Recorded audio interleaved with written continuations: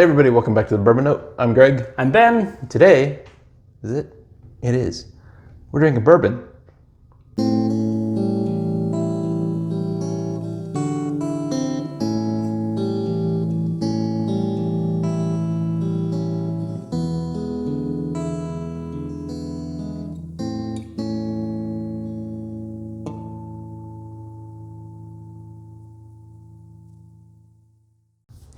All right, Ben. Let's kick it up a notch. All right. We need to increase our proof point from what we've previously been drinking. Let's go for 110.6. You got anything? I think it might. What do we got? 110.6 exactly. This is Maker's Mark cask strength. If you've seen our other reviews of Maker's Mark products, which I think there's only been a couple actually. We've probably not done a ton of them. Or we've done a couple that we just haven't put out, published. Greg and I are both Maker's Mark fans. Greg is a massive Maker's Mark fan. Yep. And I've gotten even more into it because he's got so many bottles of the private selects and the Store picks and that kind of stuff. limited edition stuff like that. Yep. So this is just the regular Maker's Mark cask strength, not the private select or anything like that. I haven't had this in a while. This is a new bottle I just picked up not that long ago. You know, the truth of the matter is I've not had this in a long time because it's not stave profile finished. Mm-hmm. You know, this is just 110 proof Maker's Mark. Which could be awesome. Nothing wrong with that. I think the last time I had this, I had a bottle of it. That was probably... An unscrewing? Yeah. I did not know that the cask strength was a screw top, did you? I had forgotten. Yeah, that's shocking. Maker's Mark is like... There's weird, like the Maker's 101 limited edition. It's a screw top. It's the best looking barrel, or the best looking bottle. Yeah. And it's a screw top. Well, it's this shaped bottle, but it's probably the same. It's printed. I killed mine. It's not there anymore. Oh. But it's all printed on the front, and then it's a screw top. It's interesting. But then Maker's 46, which is cheaper than this. Yep. Pop. It's got an actual cork. So anyway. Well, it's a synthetic cork. You know what? True story. Well, I probably shouldn't tell this because it's a different brand.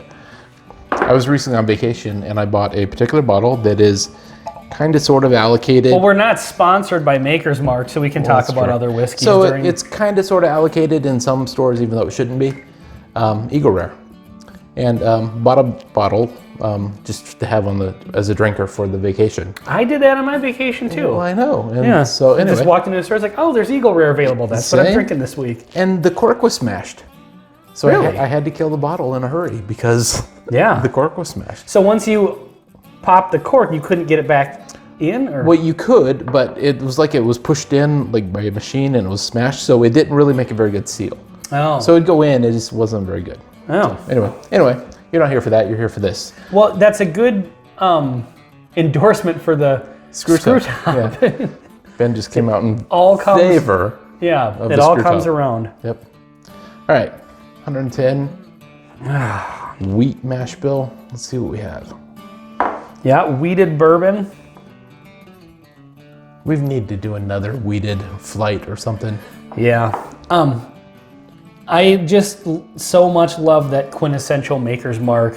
Their note, that kind of... Yeah, they have their own thing. Like, even amongst wheated bourbons, they have their own thing going on. Yep. And it's just, I love it. Don't watch all of our Maker's reviews in a row because you'll hear us say the exact same thing. It's got that shortbread, bready, shortbread, almond. Yeah. I think you said like almond biscotti. Yeah. And I get exactly the same notes. Yeah. But it's hard to describe, but if we were to pull out 4 Maker's Mark and put them in a row, they're all different. Mm-hmm. But they have a lot of the same notes, but it's just unique. And this thing really punches. There was something I noticed last time I had this, and it's probably last summer, last time I had a bottle of it. And I'm interested to see if I get it this time. So let's go in for the taste here and see if it's there.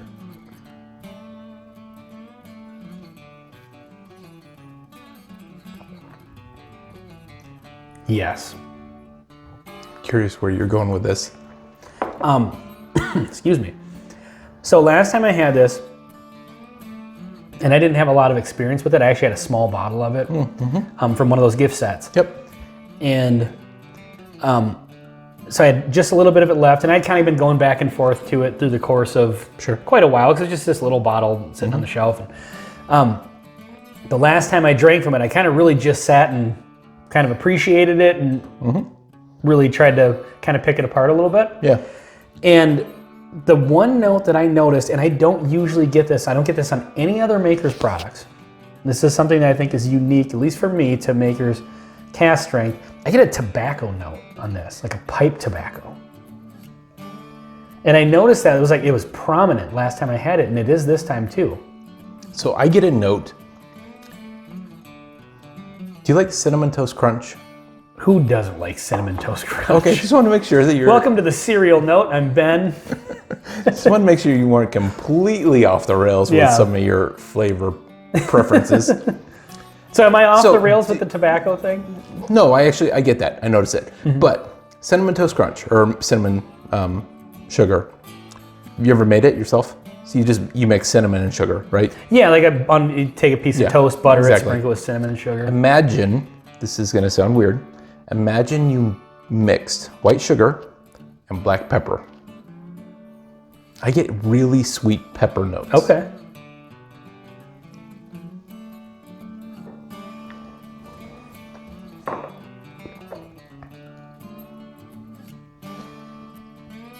I can see that. I don't know if I see the mixture of it, but I can see they're both there. Yeah.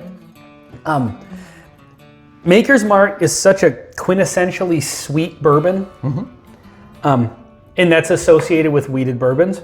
But we've talked about this before too. Wheated bourbons are not without their spice. It's just a little. I think it's a different spice. This has a ton of spice. Yeah. And to have that, like that tobacco note to me is prominent on this. And now you're seeing like the pepper. I get that. Like that's all mixed in there. Yep.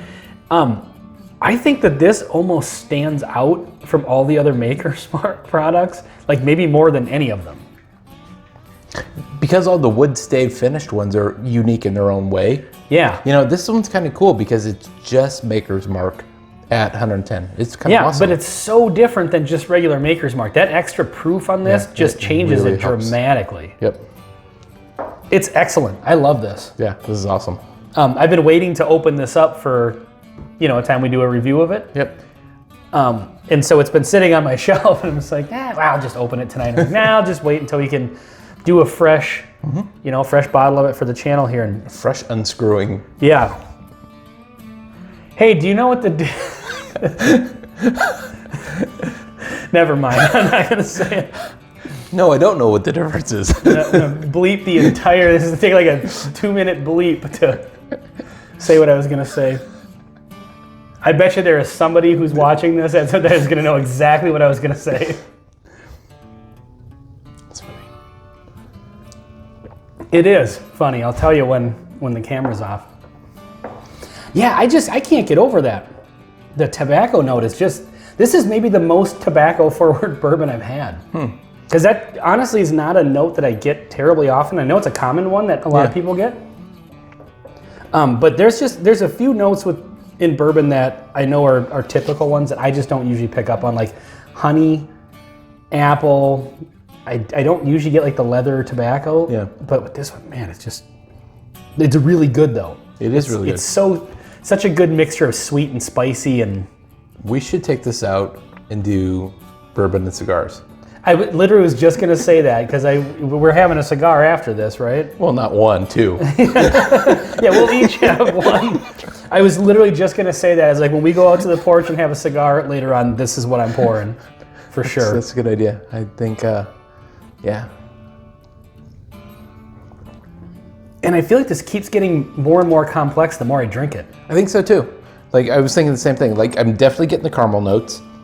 There's still that almond shortbread cookie kind of note. Lots of sweetness. On the nose especially. On the nose, it's got that quintessential Maker's, but on the palate, all these other things come through that I don't normally get on their products. Yeah.